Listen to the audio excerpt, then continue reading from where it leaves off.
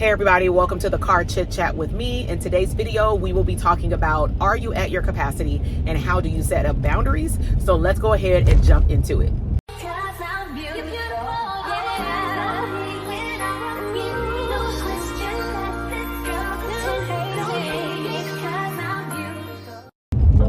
So hey y'all, if you're new here, my name is Dr. TK. I'm a clinical psychologist. When I'm on my way in the community doing mental health work, specifically in Los Angeles County, I like to take y'all on a journey, either mindset or specific things that are going to help you glow up in your business. And I'm all about leveraging your time, building boundaries, being assertive, focusing on profits, but also building a business around your life and not the other way around.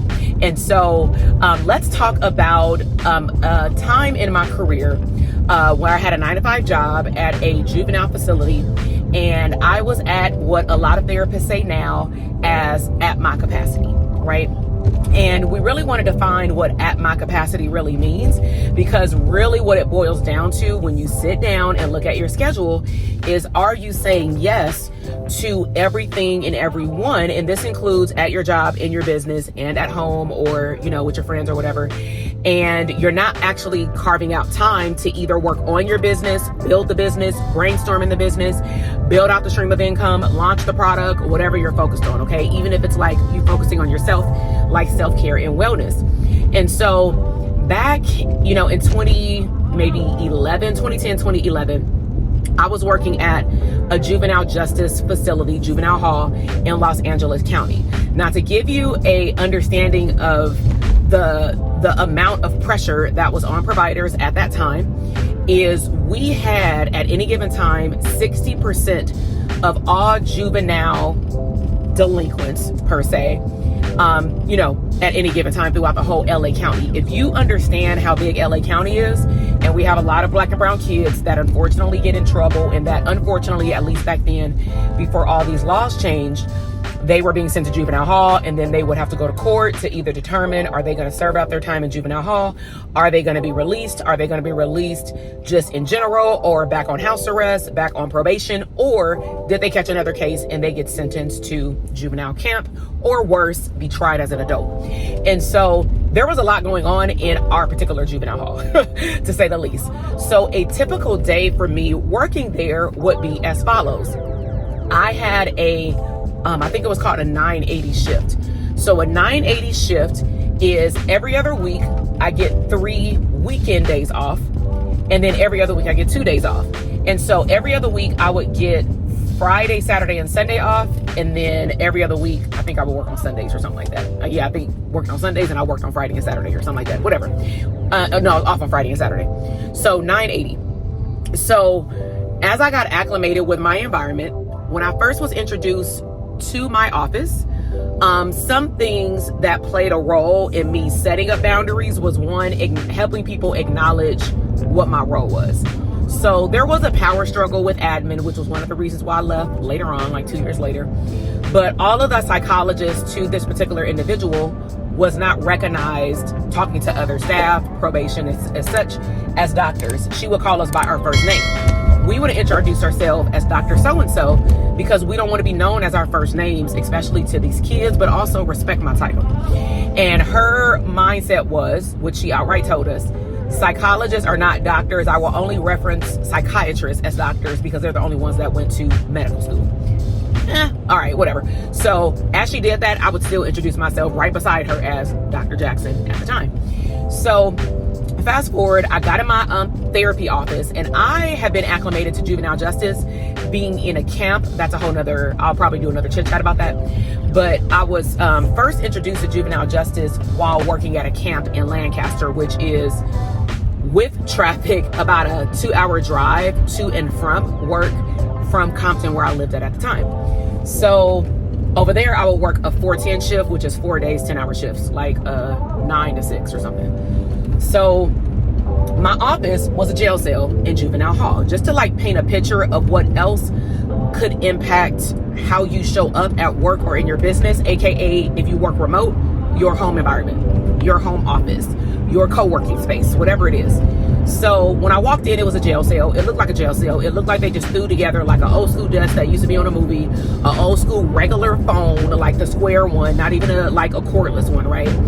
And the only thing that was new was the panic button. So I decided to go to Target out of my own pocket, and I decided to beautify the office for boys as best as I can, but keep it masculine. So, I got some motivational things to put on the wall with the help of the kids that I was serving, like, what's your favorite, not rapper, because that could bring up controversy, but more so like what's your favorite actor, basketball player, football player, things like that.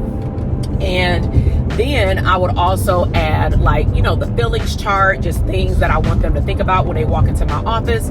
But also I bought things like smell good cocoa butter lotion, which became a thing in the jail. You got to get permission for that because they get that county jail lotion. And sometimes I use it as a reward system because they would show it off when they went in front of the other kids. Like, I got real lotion. I got, even if it was like, what is that, Suave, right? I got real cocoa butter, And so I had to be really careful with that. At some point, I just stopped buying it. But I bought a nice carpet because it was like cement floor.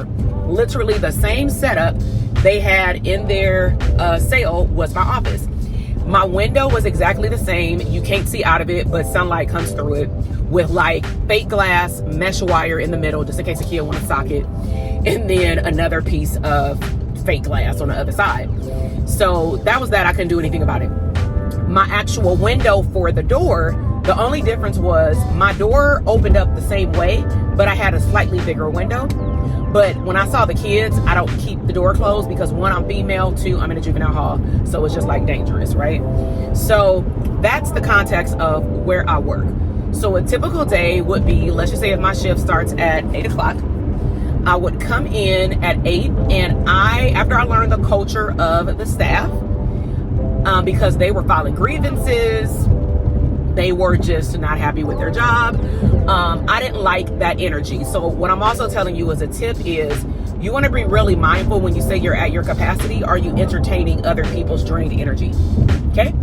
So I realized on the first day, because I used to teach the kids at the camp, you need to do what's called a first 48.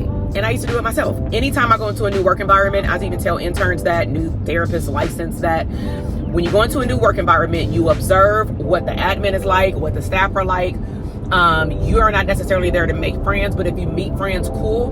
But on the first couple of days, you really want to know who you should and should not be keeping as company, because you don't know the culture of the company and the teams that you're working with or for, and you don't want to get on a bad team, especially those who don't do their paperwork on time and who are frowned upon with admin staff, and you just don't want to get in the wrong clique, And so because I had recognized that a lot of the mental health therapists were burnt out and not happy, I decided to first front my energy on understanding my schedule.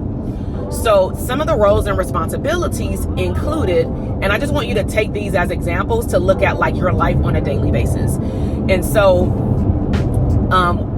the duties were, I do intakes for kids who are on my on-call rotation once a week. The therapists are on call, and you may be on call every 2 weeks, but I was on call every week for whatever reason, probably because I do intakes really well. So I'm on call, let's just say every Thursday. When I'm on call, we weren't allowed to have our cell phones, right? And they gave us a Nextel phone at that time. The reason why sometimes it would be on-call situations is, let's just say a kid goes to court, they get sentenced to camp, they have a breakdown. I don't want to go to camp, I want to kill myself, things like that. So we have to go and assess them. Maybe a kid had some bad news, maybe somebody, we've had this a lot, somebody passed away while they were in jail, they can't really process it, so we pull them out of the regular unit and then go and talk to them, right? And then just crises, right? So that's on call. The expectation is that you're not called all the time, but the issue is that if something happens, you literally have to drop what you're doing and go.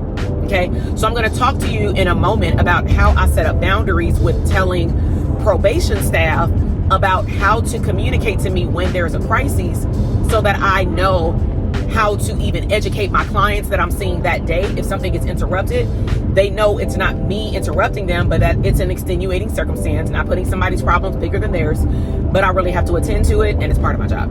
And so it's really about communication, right? That's another tip around you, like communicating, like I have a therapy session from this time to this time. Do not knock on my door. Do not text me. Do not call me, right? I am on my rest time. I just saw 3 clients back to back. I am eating lunch. Do not X, Y, and Z. Only hit me up when. Like, you want to start giving people examples and disclaimers about when they should or should not, reach out to you. And so, it was on call, it was intakes for new kids, and new kids including people who were being transferred in, maybe to go to court or something like that. But that also included the ongoing treatment, even though it's not rehabilitative because they're in a juvenile hall, which is a holding tank to go to court, not camp. Camp is more long-term. You've been sentenced. That's supposed to be rehabilitation. So I would see these kids ideally every week. Usually I have a caseload of probably 6, but I usually had a caseload of 15. And I personally and clinically do not believe in, I don't care what the environment is, I don't believe in drive-by therapy. So a lot of therapists I saw was doing drive-by therapy, like, are you okay? Do you need to talk? And they'd be like, no. They'd be like, all right. And I'm like, but you developed a treatment plan, so how are you upkeeping the treatment plan? Some of these kids are on psychotropic medication. They have to have therapy. It's a condition. So I just thought it was fascinating. I ain't gonna snitch on nobody, but I'm just like, wow, like unethical, you know what I'm saying? And to me, if they weren't doing any harm, but like they're not prescribing medication or anything like that, I just kept my nose the other way, and I just didn't even want to hear about those conversations. Hence, I didn't even eat with staff during lunch. And so what I decided to do is like look at what they were doing, and not saying that I was better than them, but I just felt like these kids deserve better than that. And so I don't care what they did to get here. And so what I chose to do is, with my schedule, let me just back up. So those are all my roles and duties: therapy, intakes, and on-call. That was mainly it, but it was a chaotic environment. Every day we get new kids. Only one therapist is assigned to each unit. When you're off, the on-call therapist covers your unit. That's how the on-call therapist starts getting more work, okay? So I started going in early. If my shift started at 8, I'm in the office first to pick up my referrals. Even though it was at one point EHR charts, because we started off with paper, we still would get a printout from the weekend staff, for example, or the evening staff from the previous day on our first day of our shift. Anything that happened while we weren't there, especially if the kid is assigned to us, we automatically get the incident report, the referral. If there's a kid who needs an intake, maybe they're on psychotropic medication and it's not urgent, so they just say, Takesha's going to be here tomorrow, she can do the intake. So I have to now look at all of these referrals, and I have to technically triage them, prioritize them. So the first thing I'm looking for is suicidality, but technically that should have been handled from the on-call staff, but people throw their work on you. So I look for any riots, anything that big happened. Somebody's family member passed away. Somebody couldn't sleep last night. They were crying. They got an incident report from probation, whatever. So I triage my cases based on the most severe. And then I look at my caseload and I ask myself, how do I want to spread out, kind of like private practice, my cases over my 4 to 5 day shifts, right? I tried my best to keep the schedule the same. And then on weeks where I know there was always an extra day, that would be a day that's dedicated to paperwork, parent calls, probation consultation, just anything that was not on a consistent schedule, because I like kids to have some form of order. One of the reasons why a lot of kids come in jail, because they have no order, they have no structure, okay? So I would go in there, get my referrals, I would go in my office, and I would close the door. So again, I'm doing what other therapists are saying they're at their max capacity. I'm trying to work with the capacity that I have, because I can't change the amount of referrals. So what I'm here to ask you, even with a private practice business or whatever your capacity is, including children, because this is just work, not even home at the time, is with what you created for yourself. Like, I chose to work there. If I didn't like the flow, I'd leave, which I did. But it wasn't the flow, it was administrative issues, right? And so I'm here to ask you, are you part of the problem? Are you saying yes, yes, yes? Like if somebody says, hey, I gotta have an extended lunch, I gotta call my kid, whatever, and you're already tired and they ask me to cover a part of their on-call shift, I have to make a decision. Yeah, they want to be there for their kid, but if I can't even show up as the psychologist that I want to show up as, I have to actually tell them no. Like, I'm not at my best today. I'm tired. You know, at one point I was having migraine headaches, like all those things. So I'm gonna tell that staff, not all of my business, but I'm gonna say I'm really not having a good day myself. So can you please find someone else? You have to be assertive. So after I triage, if there was any imminent type things I need to address, I would do that in the beginning of the day. Another monkey wrench in the situation is that we cannot pull kids out of class unless they're about to be transferred to another unit. So probation needs them to be assessed immediately because they're gonna pull them out of class anyway. So outside of those, I made a schedule for myself where also I looked at therapists are saying they don't have enough time because they can't pull kids out of school to see their clients. That's just like a therapist saying, I have a full-time job, I'm building a part-time private practice, I don't have no time. Oh, you have time. It's just that you've made this audacious goal of seeing 10 clients a week, when in reality, you should really, for part-time in the beginning, be getting 1 client at a time. Maybe your goal is to get 3 clients first, and then once you hit those 3, see how you feel about the intake, your schedule, do you need to make any changes, and then add on to that. So I'll also make sure to link up a video that I posted on YouTube about private practice hack schedule tips. I'll link that in the description box so you can check out like how we teach our private practice students, like a sneak peek of how we teach them how to craft out a schedule. And I just walk you through the brainstorming part of like what I looked at over the years of helping me, my coaching clients, but also individuals in my group practice. Because at one point, for example, people would get an intake and just start placing people places, not strategically saying, I should really cluster 3 clients back to back, because what if 1 client cancels? Now I got a 5-hour gap. You know what I'm saying? So after I triage and I did my work, what I also did with training and communicating to staff and kids is when I knew for the monthly schedule that I was on call, let's just say this Thursday, and that was a consistent day for me to see clients, I would tell probation in the morning, because I don't expect them to remember my schedule, hey, just FYI, tomorrow when I come in, and then I remind them that day, I'm on call today.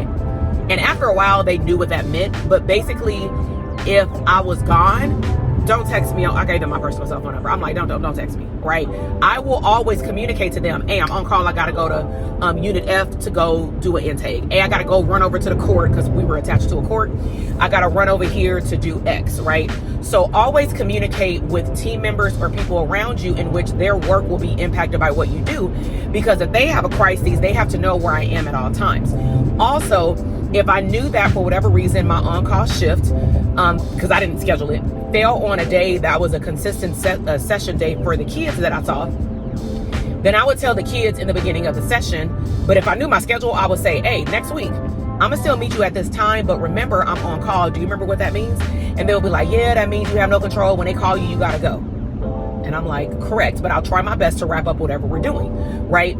In terms of capacity with scheduling, remember I said we can't pull them out of school for like the regular situation. So what I started doing is when I would do an intake or like just getting to know the kid, if they had an intake already when they came into the unit from like the on-call therapist or whatever, then I would ask them like, you know, what do you usually do or what do you desire to do during rec time? If it's not too hot outside, what they're gonna do is take you outside around 4 o'clock. You're gonna have rec time for about 45 minutes. They're gonna have handball, they're gonna have basketball. Sometimes they bring out the football, and then some people just chill at the tables.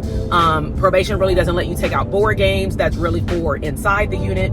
And so do you play sports? Do you do any of those things? Do you think you're gonna do any of those things? And for the kids who specifically would tell me no, those are the kids that I would get permission from probation and say, hey, and I would ask permission from the kid, is it okay if I take Johnny over here where they can still see me? I ain't hiding behind no tree, you know what I'm saying? And can I take them over to this extra bench and can we just have our session out here? They said they don't mind me talking to them outside because they don't want me to remove them during lunchtime. So you got to talk to your clients about what works for their schedule, right? And to me, that's across the board. So to me, looking at that schedule, I can relate that to being a mom. Every school year or semester or sports semester, I have to look at my kid's schedule and I have to plan accordingly, right? I didn't have kids when I first started my private practice, but I did have other streams of income. I was teaching at schools.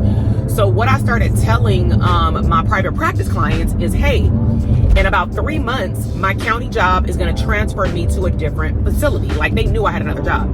And so I am no longer going to be off on Fridays at 3 o'clock. I get off at 6. So in 3 months, we're going to have to look at changing your schedule. Do you have any preferences? This is what I have available on Saturdays, on Thursdays, or earlier on whatever, later on Fridays. And I never had a problem. But what I'm trying to tell you is it takes good communication and looking at what can you do with the capacity that you have. And like I said, saying no to things that do not serve you. And if you don't like that your job or the private practice or business structure that you've built is taking up more of your time, then what I have to do, even in my current season in 2024, at the time of this recording, I have 2 children that go to school in 2 different districts, 40 miles apart from each other. We have a blended family, 7-year-old and 6-year-old and 13-year-old, 2 different sports, basketball and football, different seasons. Parents have different schedules, work from home, work in a community. I can go on and on. If you're a parent, you get me. And so what that means is that we have to be very diligent. And let me know in the description or in the comment box if you want me to actually show you how I put together my calendar for my business and my kids. I don't mind showing you that. And so when I'll give you a sneak peek. When I get my kids' schedule, both of them, they have an individual schedule on Google. I will show you how to set it up. We color code it.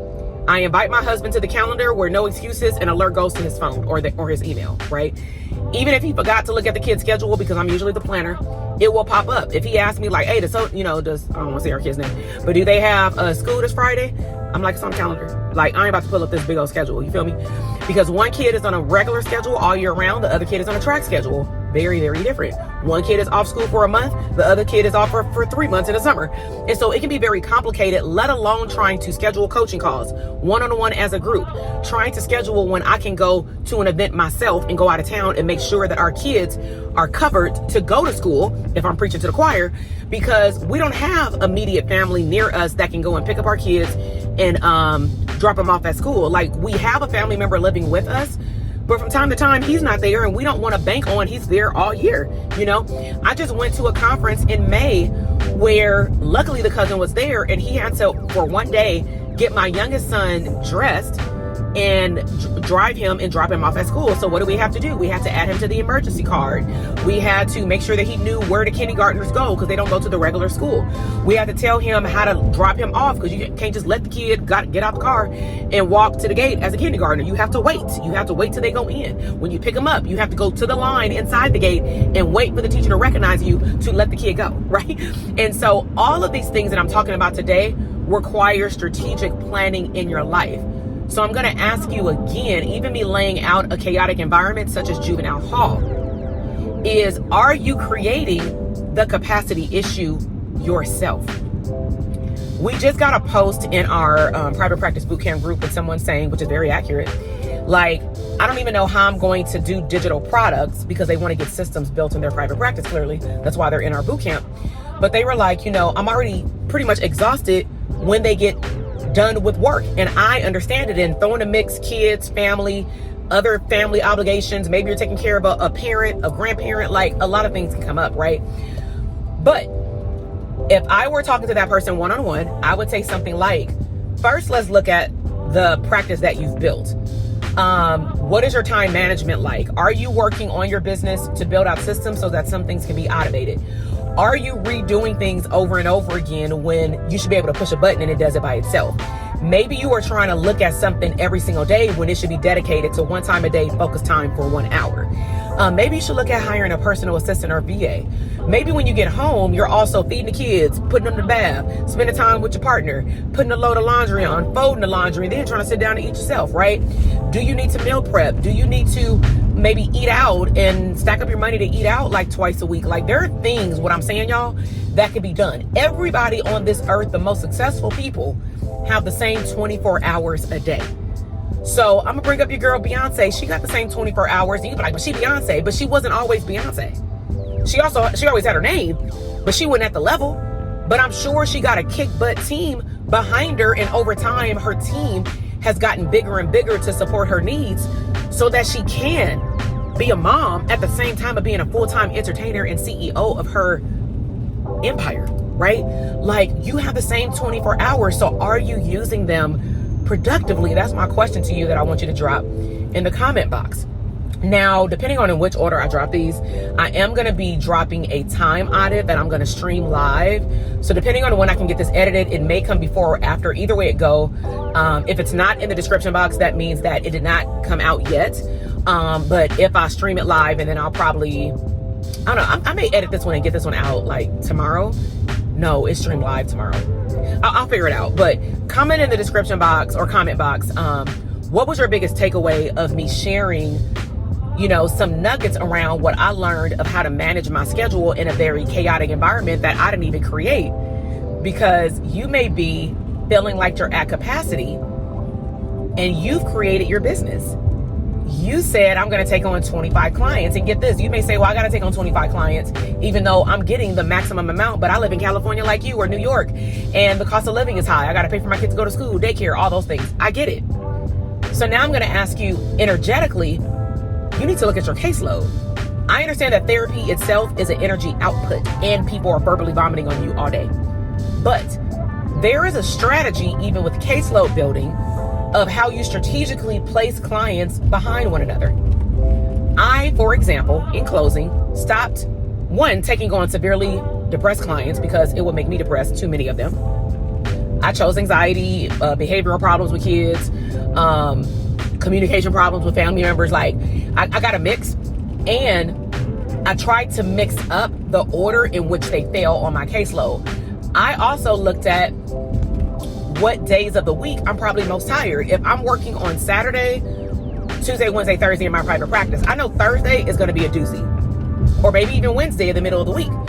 So I may say Wednesdays in the morning, I'm cool. In the evening, I'm starting to I'm paying attention to my energy. I'm starting to like dwindle away, right? So I need to schedule some of these teenagers to help me stay on my feet. Literally, this is what I would do. And the difficult teens always kept me on my feet because it was like they're talking about their problems, but it's hella comical, right? As well. Like, they just make me laugh with their mannerisms and things like that. And we play games and stuff like that. And so I would intentionally schedule clients who I know would like get my energy where it needs to be in the evening, especially if I gotta go teach after I do therapy, because your girl was going hard, hustling, recently divorced, just bought a home, wanted to keep the home after the divorce. Student loans kicked in. It was a lot of stuff going on. And so no excuses. All right. So if you are new here, welcome. If you are a returning viewer, I love you too. Please make sure that all y'all are subscribed to the channel. Please give this video a thumbs up. That's how I know that what I am providing is valuable. It also tells the platform that this information is valuable, and it'll push it out to people that are just like you, awesome individuals, entrepreneurs. And so I will see y'all in the next video, live stream, or chit chat. Depending on when you're catching this, we do have a live private practice bootcamp happening starting August 19th, which is technically Monday. We go technically for 2 weeks, but the live bootcamp portion will be Monday through Thursday. And then we have a Telegram group. We'll be doing a challenge the first week in the boot camp. And then also I'm going to be introducing them to our Private Practice Academy, all about building operating systems for a business, because private practice is not just about getting cash clients and marketing. It's about building the systems within the marketing to keep your business open and not just to get clients when you feel like it. All right. And so I will see y'all in the next video. Love y'all. Bye.